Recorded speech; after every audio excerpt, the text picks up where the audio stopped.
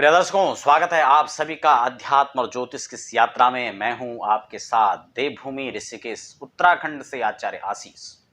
फटाफट बिना समय गंवाए हम लोग चर्चा करेंगे आज विंशोत्तरी महादशा के बाद अब योगिनी महादशाओं पे। मैं आपको अनेकों बार समझाता हूं, जन्म कुंडली का 3 ही आधार हो सकता है, होता भी यही है। या तो आपकी जन्मकालिक ग्रह स्थिति को देख करके कहा जा सकता है शुभाशुभ फल, या फिर आपकी वर्तमान दशाओं को देखकर कहा जा सकता है, या फिर विंशोत्तरी महादशाओं को देखकर योगिनी को देखकर कहा जा सकता है। मैं आज योगिनी पर चर्चा करूंगा। फटाफट नए दर्शक हैं तो चैनल को सब्सक्राइब करते हुए आगे बढ़ेंगे, बेल आइकन जरूर प्रेस कर लें ताकि आने वाले समय में भी आप ऐसे ही ज्ञानवर्धक चर्चाओं के साथ हमारे साथ जुड़ सकें। तो बंधुओं, आज मैं यहां पर बताऊंगा योगिनी महादशा कैसे और कौन सी दशा क्या फल देती है। लेकिन इससे पहले इसका बेस समझना महत्वपूर्ण हो जाता है। योगिनी महादशाओं किस पर आधारित हैं, इनके लॉर्ड कौन होते हैं। जैसे सूर्यादि नवग्रहों का जो आधार है, जो फल है, उसी आधार पर ये भी फल देते हैं, यानी योगिनियां भी फल देती हैं। मैं आपको क्रमशः बता दूं, इसमें मंगला, पिंगला, धान्या, भ्रामरी, भद्रिका, उल्का, सिद्धा, ये चारों जो दशाएं हैं, ये 8 जो दशाएं योगिनियां हैं, इनमें से मंगला शुभ है, धान्या शुभ है, सिद्धा इसमें शुभ है और भद्रिका इसमें शुभ है। लेकिन मैं क्रमशः अब हम चर्चा करेंगे संकटा की दशा पर। संकटा, जैसे नाम ही सुनकर के बड़ा भय लग रहा है, संकटा, नाम में ही संकट है। क्या दशा का फल रहेगा आप समझ सकते हैं, कितनी भयानक दशा रहेगी। राज्यम भ्रंसाग्निदाहो गृहपुर नगर ग्राम्या गोष्ठेषु पुंसाम तृष्णारोगांगम धातु च विकृत रथो पुत्र कांति वियोग। कहीं इसमें शुभता का इसमें जो है इसमें चर्चा ही है।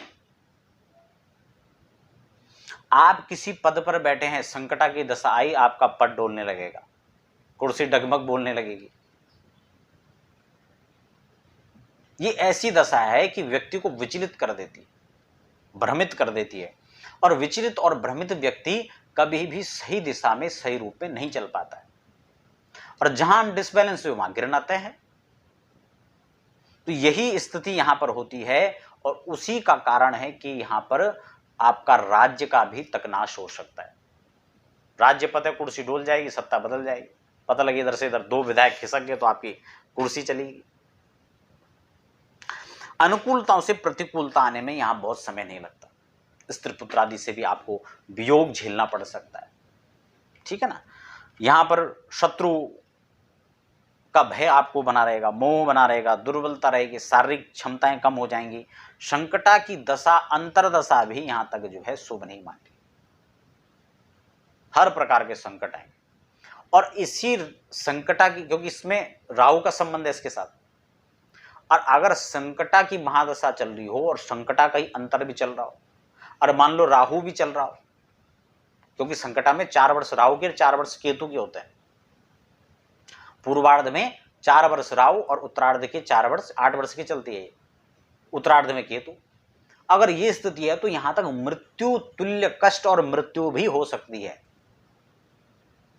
अगर जन्मांक के अंदर कुछ ऐसी स्थितियां आ गई, मार्केश की दशा चल पड़ी, राहु मार्केश है, और ना भी हो, तो ये मृत्यु तुल्य कष्ट तो यहां पर देता ही देता है, इसमें तो संदेह है ही नहीं। व्यक्ति इतना परेशान, हताश हो जाता है इस दशाओं में, उसको लगता है मुझे तो आत्महत्या कर लेनी चाहिए।